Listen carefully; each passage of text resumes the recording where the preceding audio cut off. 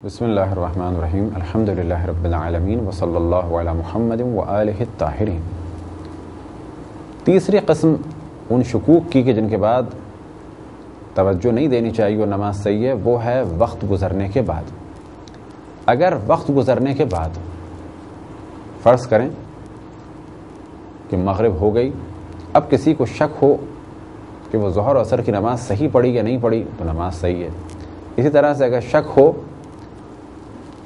کہ پڑھی یا نہیں پڑھی، جبکہ معمولاً وہ شخص پڑھتا ہے، تو کیونکہ وقت گزر گیا اب اسے نماز پڑھنے کی ضرورت نہیں ہے۔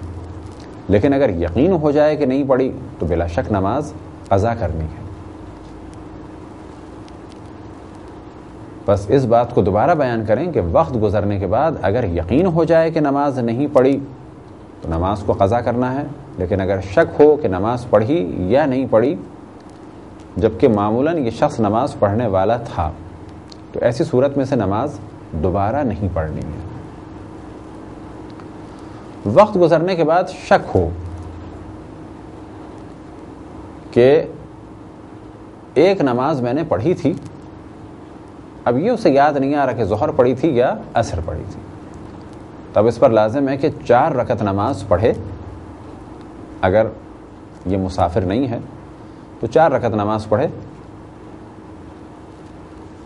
اس نیت سے کہ جو بھی اس کی نماز رہ گئی ہے اسے میں انجام دے رہا ہوں۔ اور اگر وہ مسافر ہے اور اسے شک ہو رہا ہے کہ میں نے 2 رکعت نماز پڑھی اور یہ یاد نہیں آ رہا کہ ظہر پڑھی یا عصر پڑھی، تو اسے 2 رکعت نماز پڑھنی اس نیت سے کہ جو نماز رہ گئی ہے وہ میں ادا کر رہا ہوں، یعنی کہ 2 رکعت حساب ہوگی، اگر ظہر رہ گئی ہے تو ظہر اور عصر رہ گئی ہے تو عصر، لیکن کب کہ جب وقت گزر چکا ہے۔ لیکن اگر وقت نہیں گزرا ہے تو اسے نماز پڑھنا ہے۔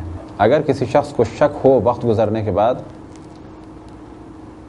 کہ مغرب اور عشاء پڑھی یا نہیں پڑھی تو اسے نماز نہیں پڑھنی ہے، یعنی واجب نہیں ہے۔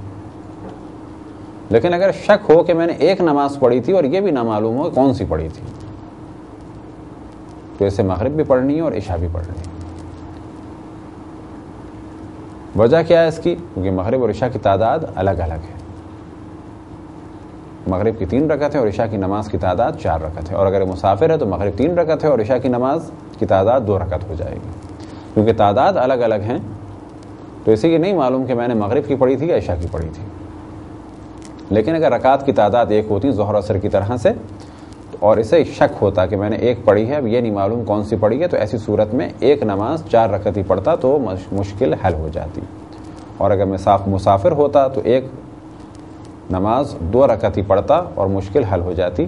لیکن مغرب اور عشاء کی نماز کی کیونکہ تعداد رکعات کی الگ الگ ہے، لہٰذا ایسی جگہ پر دونوں نمازیں دوبارہ سے پڑھنی ہوں گی اگر یہ شک ہے کہ ایک تو پڑھی تھی اور ایک نہیں پڑھی تھی، یعنی ایک کا یقین ہے اور ایک کا یقین نہیں۔